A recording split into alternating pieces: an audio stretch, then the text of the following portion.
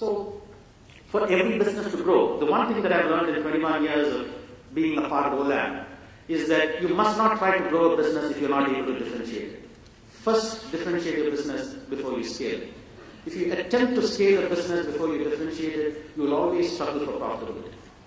So the question is, in a commodity industry like the one we are participating in, how do you differentiate? The whole definition of a commodity is standardized attributes. So it's an oxymoron to even think of differentiation. But most of OLAM's growth and most of its success is largely on account of the fact that we were able to first differentiate ourselves. So out of the 21 years that we've been in business, for the first 5-6 years, we hardly had any growth. We were just fine-tuning and finding some competitive edge or advantage. And after that, we scale like that. So if you differentiate first, then you can really scale. But without differentiation, don't even try to scale because you'll struggle for profitability. So how did we differentiate ourselves? We differentiated ourselves at two ends. The first point of differentiation was at the sourcing or the origination end. So we go and source agricultural raw materials in the producing countries, and there are various levels of aggregation at which you can source it from. You can source it directly from the farmer or the grower. You could source it from a village level agent, a town level agent, a port city agent, an exporter. These are all various levels of intermediation. And the farm gate can be 1,000, 1,500 kilometers away from the port city point. The exporter will then export to an importer in the destination market. The importer will then break bulk and sell to an end customer, either through a broker or agent or directly. So there's a very long chain. So the first thing that we decided in terms of where we'll create the first point of differentiation was to go and differentiate at the producing country end by buying directly from the farmer or grower and disintermediating the village level agent, the town level agent, the port city agent, the exporter, the importer, the broker in between, and directly link the farmer in the producing country to the end customer in the destination market. But in order to do that, you need to do several things. Firstly, agricultural commodities are all seasonal in nature. When you go and buy at the farm gate, it's a very distributed procurement model.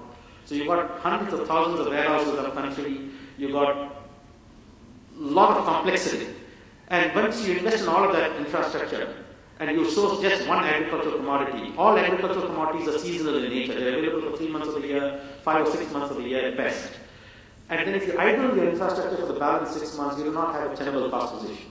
So you need to essentially cross-source multiple agricultural commodities.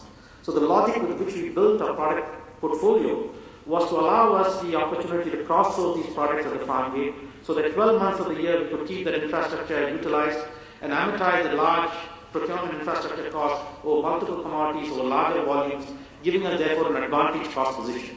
So we have one of the lowest cost positions in the industry because of the cost sourcing. The second key ingredient is you need to have systems and capabilities, system skills, that allow you to manage the integrity of stock and cash that you give as advances to your farmers, etc., on a real-time basis across multiple geographies, across the distributed infrastructure. And finally, you need to have good quality people who are going to be willing to live and work in those conditions to manage those risks for you. And that is the essential part of out-origining our competition. The second part of differentiation that we have created is really at the market end. So instead of just supplying the cocoa beans or the coffee beans to our customers like Nestle or Kraft or P&G, in addition to supplying the physical commodity, we provide various value-added services. So if he wants organically certified cocoa or coffee, we offer him that. It takes 4 or 5 years to get organic certification. But the moment I'm supplying an organic cashew instead of an inorganic cashew, I get 70-80% price premium. So I get pricing power. Secondly, if he wants traceability guarantees, if he wants me to certify that I source these cocoa beans from plantations where there's no forced labor, no child labor, because he's under tremendous pressure to certify that the chocolate that he's manufacturing is made from cocoa beans originated in countries where there is no forced labor. When you ask my competitor to provide the guarantee, they turn around and say, we buy 1,000 kilometers from the farm gate, we have no visibility whether the farm has child labor or not, so they can't provide that certification. Because we are buying at the farm level, we can provide that certification. We offer customized grades and quality. A large chocolate manufacturer like Mars will tell us, I just don't want to buy the standardized commodity cocoa contract. I want to enter into a flavor bean contract with you. You supply me a cocoa bean that matches the flavor profile of the chocolate that I'm going to be manufacturing. And he will say that he's mapped all the growing regions around the world, and that particular flavor profile match can be obtained if you go and set up a supply chain for me from Subre in Côte d'Ivoire, all the way to my factory in the UK or the US. And by doing that, we differentiate ourselves and customize the grade of quality for him, and we get pricing power. We offer proprietary market intelligence. We go and tell the Nestle's of the world that the cocoa beans or the coffee beans or the dairy products or the cashews that we source from us are going to be in short supply this year. The grade of quality that they were sourcing because of tough weather conditions, and therefore you please increase your inventory cover from 12 months to 24 months. Or it is an excess supply, so please reduce your inventory cover from 24 months to 12 months to 3 months. And that is extremely valuable information for them.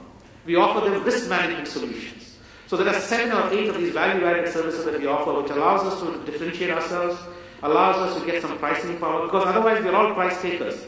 I cannot go and tell the Nestle I am the world's largest coffee supplier or cocoa supplier. For that privilege, you must give me a 10% premium.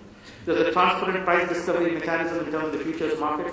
I have to sell at that price. By the same token, he can't tell me he's the world's largest coffee roaster, and for that privilege, I must give him a 5% discount. He's also a price taker. So we're both price takers. So the only way we can secure any kind of pricing power is to differentiate ourselves.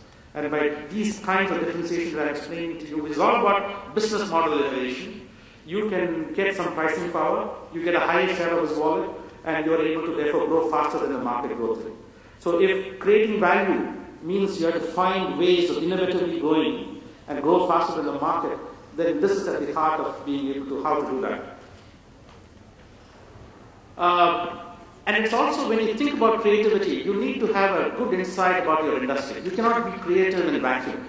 You need to develop a good insight of the industry. So in our case, we look at our industry and we develop a point of view of the future that agricultural supply-demand imbalance will continue to accentuate as we go forward. In the last 9 out of 10 years, we've had a sequence where agricultural demand has exceeded agricultural supply. And that is why agricultural commodity prices have been trending up. And that's a sequence we haven't seen for the last 100 years. And this is all driven by fundamental demand drivers because there's a rising population, 75, 80 million people being added to the world every year. They all need to be fed.